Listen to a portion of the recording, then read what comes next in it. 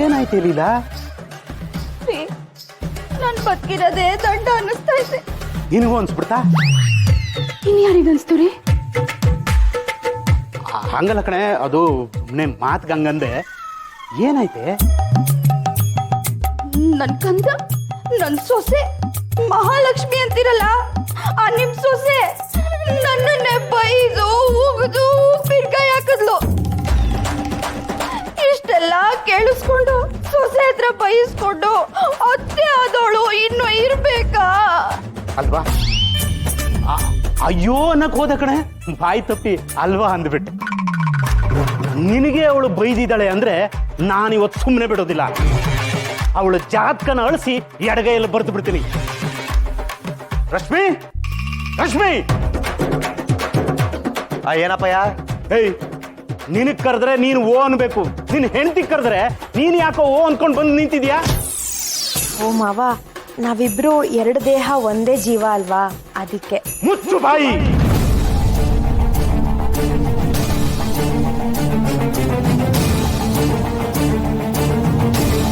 ನನ್ನ ಹೆಂಡ್ರಿ ಯಾರು ಬೈದವರು? ಅಯ್ಯೋ ಮಾವ, ಯಾರು ಏನು ಬೈದಿಲ್ಲ. ಅಯ್ಯೋ ಅಯ್ಯೋ ಅಯ್ಯೋ,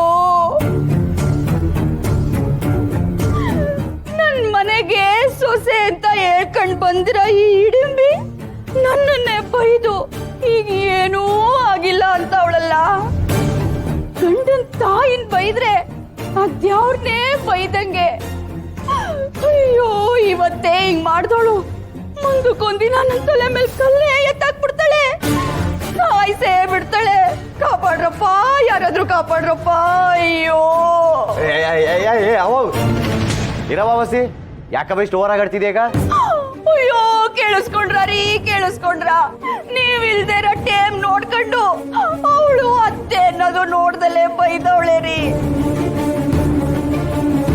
ನಾನಿನ್ ಬದುಕಲ್ಲ, ಹೋಗ್ಬಿಟ್ಟು ಒಂದೊಳ್ಳೆ ಹಗ್ಗ ತಗೊಂಬನ್ರಿ, ನೇಣ್ ಹಾಕಂತೀನಿ. ಅತ್ತೆ, ಒಂದ್ ಸ್ವಲ್ಪ ಸುಮ್ನಿರಿ, ಯಾಕೆ ಹಿಂಗೆಲ್ಲ ಆಡ್ತಾ ಇದ್ದೀರಾ? ಅಯ್ಯೋ, ಬೈದ್ರು ಬೈದವ್ರೆ ಅಂತ ಹೇಳಂಗಿಲ್ವಲ್ಲಪ್ಪ. ನನ್ ಪರವಾಗಿ ಯಾರೂ ಇಲ್ವಲ್ಲಪ್ಪ, ನಾನ್ ಯಾರ ಹತ್ರ ಹೇಳ್ಕೊಳ್ಳಿ? ನಾನಿದ್ದೀನಿ ಕಣೆ. ಏನಪ್ಪ, ನನ್ ಗಂಡ ನನ್ ಪರವಾಗಿ ಮಾತಾಡ್ತಾವನೆ. ರಶ್ಮಿ, ಇಲ್ಲಿಗೆ ಯಾಕೆ ಕರ್ಕೊಂಬಂದೆ? ನನ್ನ ಮನೆಗೆ ಹೋಗ್ಬೇಕು. ರತ್ನ, ಇದು ನಿಮ್ಮನೆ ಇದ್ದಂಗಲ್ವೇ? ಬಾ.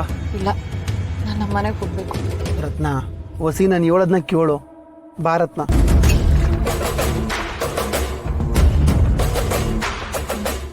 ಅಮ್ಮ, ಅಮ್ಮ. ಏನೋ ಪರ್ಶು? ಬಾ ರತ್ನ. ರತ್ನ, ಏನಾಯ್ತಮ್ಮ? ನೀನ್ ಯಾಕೆ ಪರ್ಶು ಜೊತೆ ಬಂದಿದ್ಯಾ? ಅದು ರತ್ನಂಗೇನೋ ರಕ್ತ ಆಗ್ಬಿಟ್ಟಿತ್ತು, ಹತ್ಕೊಂಡು ರೋಡಲ್ಲಿ ಕೂತಿದ್ಲು. ನಾನು ಅದಕ್ಕೆ ಮನೆ ಕರ್ಕ ಬಂದೆ. ಅದೇನು ಅಂತ ಕೇಳಿ ಹೊಸಿ. ನಂತವ ಏನು ಹೇಳಲಿಲ್ಲ. ಏನಾಯ್ತಮ್ಮ? ಅಯ್ಯೋ, ನೀನೇನ ನೋಡ್ತಿದ್ಯಾ? ಹೋಗೋ. ಮುನಿಯಮ್ಮ ಇಲ್ಲಿ ಕಾಣಿಸ್ತಾ ಇಲ್ಲ. ಮುನಿಯಮ್ಮ, ಮುನಿಯಮ್ಮ! ಅವಳು ಇವತ್ತು ಬಂದಿಲ್ಲ ಅಲ್ವೇನಮ್ಮ? ಏನ್ ಮಾಡೋದೀಗ? ಏನನ್ನ ಬೇಕಿತ್ತಾ? ಇವನ ಹತ್ರ ಹೇಗೆ ಹೇಳೋದು? ವಿಧಿ ಇಲ್ಲ, ಇವನ ಹತ್ರನೇ ಹೇಳಬೇಕು. ಪರ್ಶು, ಒಂದು ಕೆಲಸ ಮಾಡು, ಅಂಗಡಿಗೆ ಹೋಗಿ ಒಂದು ಪ್ಯಾಡ್ ತಗೊಂಡು ಬಾ. ಹೋಗೋ. ಸರಿ. ರತ್ನ, ನೀನ್ ಬಾ ಬಾ ಒಳಗೆ ಬಾ ಅಮ್ಮ, ಬಾ. ನಾನು ನಂಬಿರೋ ಆ ತಾಯಿಗೆ ಯಾವಾಗ ನನ್ನ ಸಂಕಷ್ಟದ ಕೂಗು ಕೇಳುತ್ತೋ, ಯಾವಾಗ ನನ್ನ ಮೇಲೆ ಕರುಣೆ ತೋರ್ತಾಳೋ ನೋಡ್ಬೇಕವ. ಶಾರದಮ್ಮ, ನಿಂಗೊಂದು ವಿಷಯ ಗೊತ್ತಾ? ಹೋದ್ಸಲ ನಿನ್ನನ್ನು ಬಿಡಬೇಕು ಅನ್ಕೊಂಡಿದ್ರಲ್ಲ, ಅದ್ಯಾವುದೋ ಸನ್ನಡತೆ ಅಂತ, ಈ ಸಲನೂ ಅಪ್ಲಿಕೇಶನ್ ಬಂದೈತೆ. ನಿನ್ನ ಹೆಸರು ಅದರಲ್ಲಿ ಮೊದಲನೇದಂತೆ.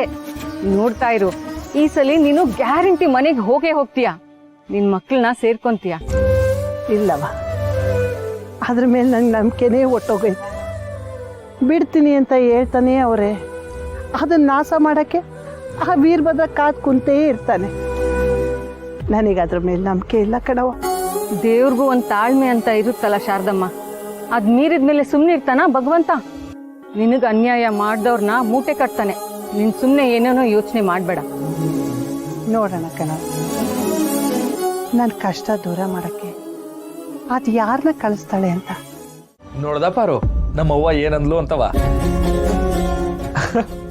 ಪಾರು ನೀನು ಶಿಬಿರಕ್ಕೆ ಹೋಗಿ ಅಲ್ಲಿರೋ ಕೈದಿಗಳನ್ನೆಲ್ಲ ನೋಡ್ಕೋ, ನಾನು ಈ ಮದುವೆ ಕೆಲಸನೆಲ್ಲ ನೋಡ್ಕೊತೀನಿ ಅನ್ಲು.